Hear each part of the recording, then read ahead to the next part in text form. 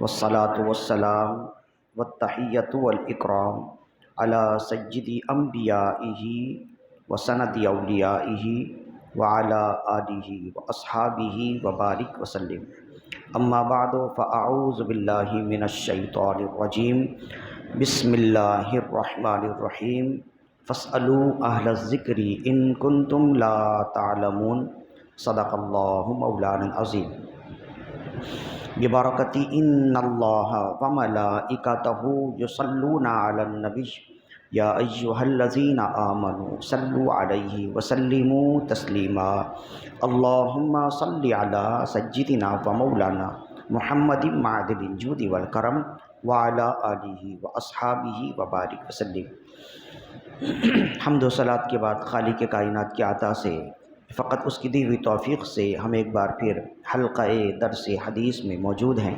قبل اس کے کہ گفتگو کا آغاز کیا جائے، ایک مرتبہ اپنے آقا و مولا صلی اللہ علیہ وسلم کی بارگاہ میں بلند آواز سے انتہائی محبت اور خلوص کے ساتھ درود و سلام کے نذرانے پیش کیجیے. اللہم صلی علی سیدنا و مولانا محمد معدن الجود والکرم وعلی آلہ واصحابہ وبارک وسلم. ماہ رمضان المبارک میں آخری عشرے میں ایک خاص عبادت کی جاتی ہے جسے اعتکاف کہتے ہیں. ماہ رمضان المبارک کے آخری عشرے کا اعتکاف سنت مؤکدہ علی الکفایہ ہے، اور یہ اعتکاف رسول اللہ صلی اللہ علیہ وآلہ وسلم کا پسندیدہ عمل رہا.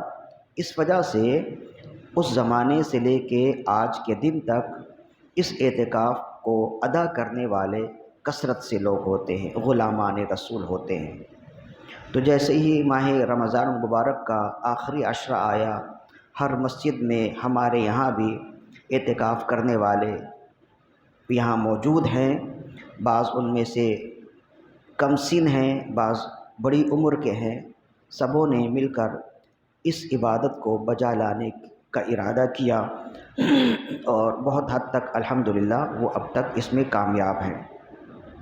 تو اعتکاف کے حوالے سے چند باتیں ہیں جو غور طلب ہیں، تاکہ اگر معلوم ہیں تو مزید اور انہیں اس بات کی یاد دہانی ہو جائے، اور اگر معلوم نہیں ہیں تو معلوم ہونے کے بعد وہ مزید اور اچھے انداز سے سنت اعتکاف کو ادا کر سکتے ہیں.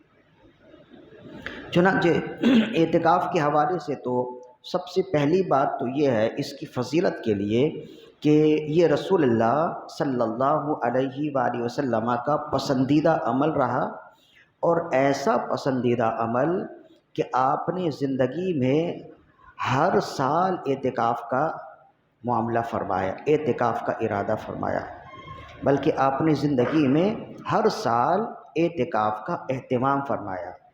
حتیٰ کہ اگر آپ کسی سال کہیں سفر پہ چلے گئے تو آپ نے دوسرے سال 20 دنوں کا اعتکاف کیا، پچھلے اعتکاف کی قضا اور موجودہ اعتکاف کی ادا کی نیت سے.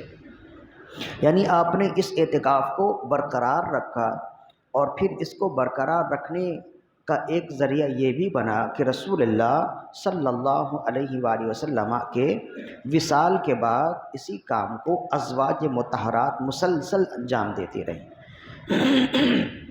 لہذا یہ ایک اہم عبادت ہے، یہ چھوڑنے والی عبادت نہیں ہے.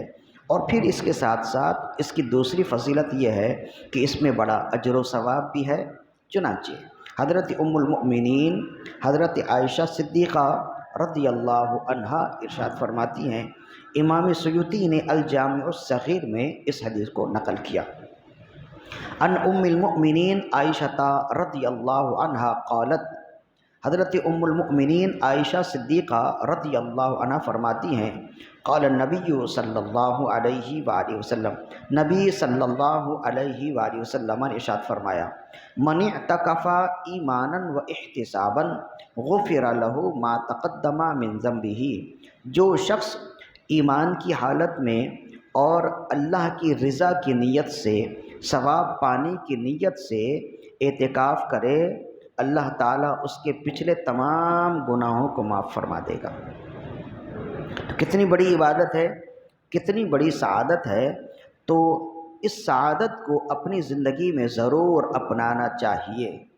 جو اعتکاف سے بیٹھے ہوئے ہیں، جب انہیں یہ ساری باتیں معلوم ہوں تو اعتکاف میں ان کی دلچسپی مزید بڑھ جائے گی، ان کا دل مزید لگے گا، اور جو اعتکاف میں بیٹھنے سے رہ گئے کسی بھی مجبوری کی وجہ سے، تو ان کا ذہن بنے گا کہ آئندہ وہ اعتکاف ضرور کریں گے۔ اعتکاف کہتے ہیں دھرنا مار کر بیٹھنے کو۔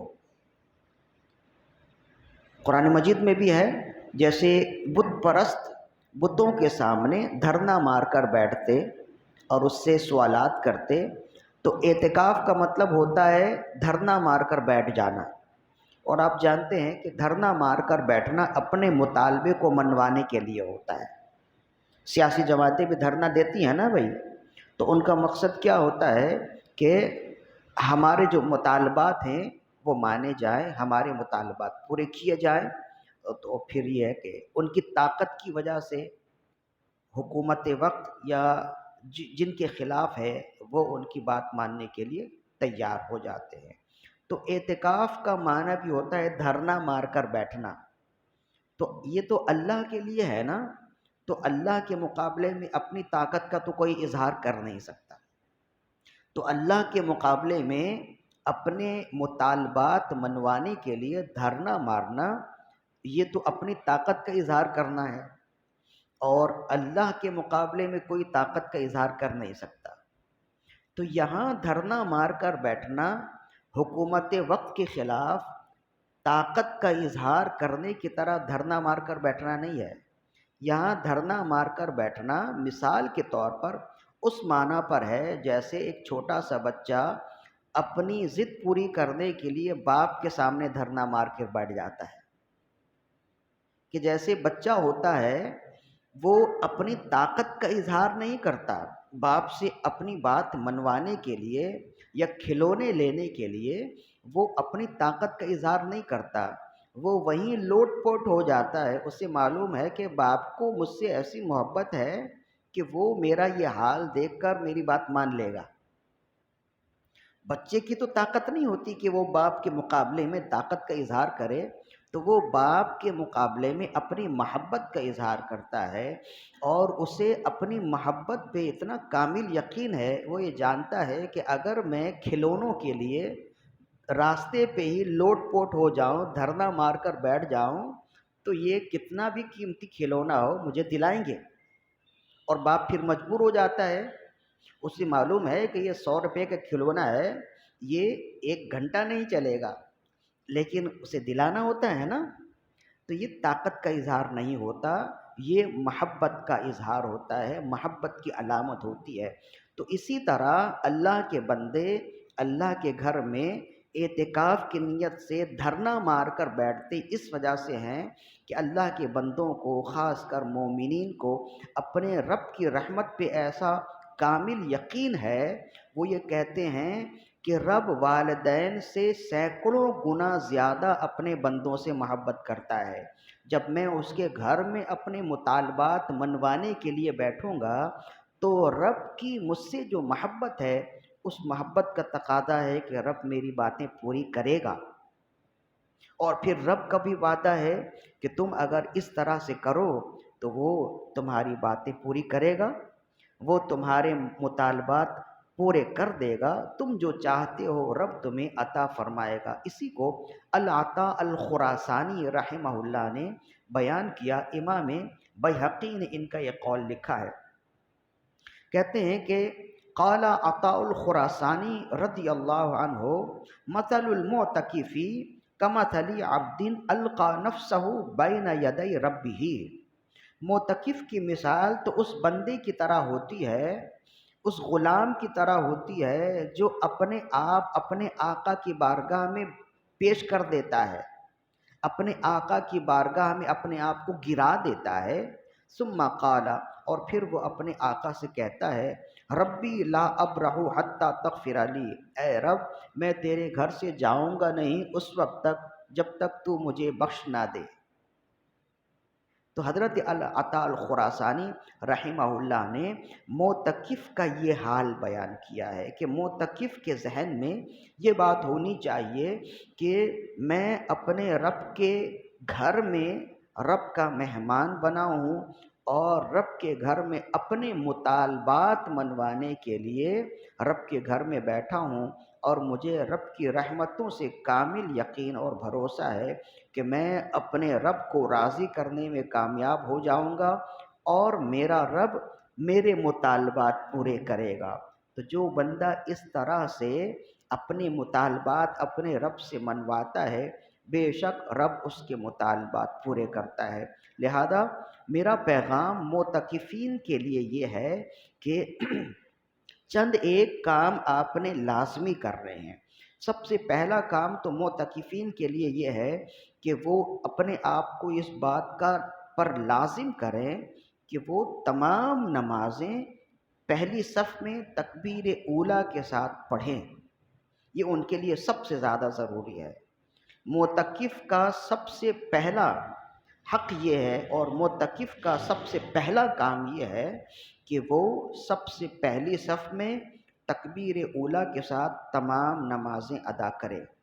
اس کے بعد دوسرا کام یہ ہے کہ وہ اپنے آپ کو فضول گوئی میں نہ لگائے، موبائل فون میں نہ لگائے، دوستوں کے ساتھ وقت گزارنے میں نہ لگائے، بلکہ زیادہ سے زیادہ قرآن مجید کی تلاوت کرے، تاکہ قرآن مجید سے اسے خاص لگاؤ ہو جائے، نسبت ہو جائے، اس سے نسبت جڑ جائے اور ایسی عادت بن جائے کہ پھر یہاں سے جانے کے بعد بھی وہ قرآن مجید کے ساتھ جڑا رہے۔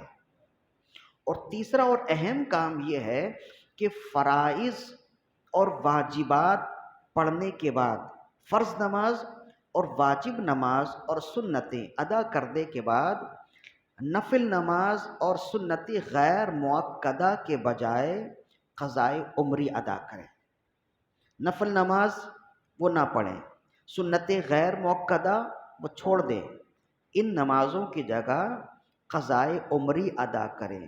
یہ معتکفین کے لیے بھی ہے اور جو غیر معتکف ہیں ان کے لیے بھی یہی حکم ہے کہ جن کی نماز پیچھے بہت قضا ہو چکی ہے وہ نوافل کی طرف نہ جائیں بلکہ نوافل کی جگہ قضائے عمری ادا کریں۔ 4 رکعت نفل اگر پڑھ رہے ہیں تو 4 رکعت والی قضائے عمری پڑھ لیں، ظہر کی قضا پڑھ لیں۔ اگر 2 رکعت والی نفل پڑھ رہے ہیں تو 2 رکعت قضائے عمری پڑھ لیں، یعنی فجر کی پڑھ لیں، اس لیے کہ نفل اور سنت غیر مؤکدہ آپ نہیں پڑھیں گے، آپ سے پوچھا نہیں جائے گا، لیکن جو فرض نمازیں اور واجب نمازیں آپ کی قضا ہوئی ہیں ان کا تو بہر صورت آپ نے جواب دینا ہے۔ لہذا معتکفین کے لیے، چاہے وہ مسجد میں بیٹھے ہیں ان کے لیے بھی، چاہے خواتین جو اپنے اپنے گھروں میں اعتکاف کی نیت سے بیٹھی ہیں ان کے لیے علماء نے یہی حکم دیا کہ وہ زیادہ سے زیادہ نمازوں کا اہتمام کریں، قرآن کی تلاوت کا اہتمام کریں اور نوافل اور سنت غیر مؤکدہ کے بجائے قضائے عمری ادا کریں، اور کوشش کریں کہ ان 10 دنوں میں زیادہ سے زیادہ ان کی قضائے عمری ادا ہو جائے۔ قضائے عمری ادا کرنے کا کیا طریقہ ہے؟ وہ بالکل آسان ہے۔ آپ کوئی بھی نماز پڑھیں، فجر کی نماز پڑھنے کے لیے آپ کھڑے ہوئے تو وقت کی فجر پڑھ لیں یا وقت کی فجر سے پہلے ہی آپ یہ نیت کر لیں کہ میری زندگی میں فجر کی جو نماز قضا ہوئی ہے اس میں سے پہلی قضا نماز کی ادا پڑھ رہا ہوں۔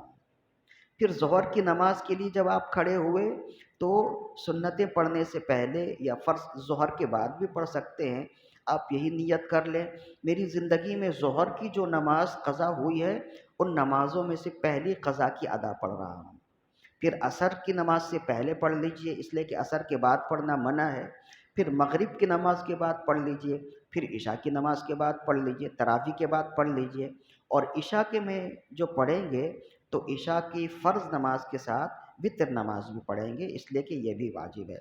اس طرح سے کریں گے نا تو آپ کی عادت بن جائے گی، اور جب عادت بن جائے گی تو یہاں سے جانے کے بعد بھی آپ غذائے عمری کا خیال کریں گے اور اس کا لحاظ رکھیں گے۔ اس کے علاوہ بہت ساری باتیں ہیں، وہ انشاءاللہ ہم اگلی نشست میں بیان کریں گے۔ اللہ تعالیٰ سے دعا ہے کہ ہماری آج کی حاضری اپنی بارگاہ میں قبول و مقبول فرمائے۔ وما علینا الا البلاغ۔